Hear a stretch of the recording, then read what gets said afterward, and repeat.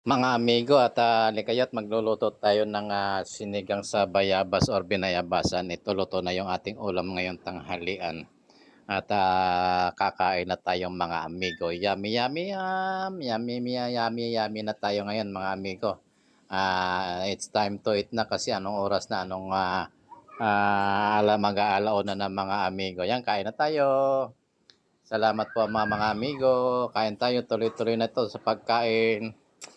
Ayan, yummy yummy mga amigo at ayan na mga amigo, maraming salamat mga amigo sa mga sa ulam na to at God bless po sa inyong lahat. Maraming salamat po Panginoon sa ulam na binigay niyo sa amin sa araw na ito.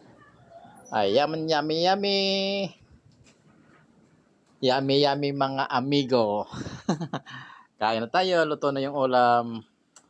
Ayan, salamat po. Sarap-sarap.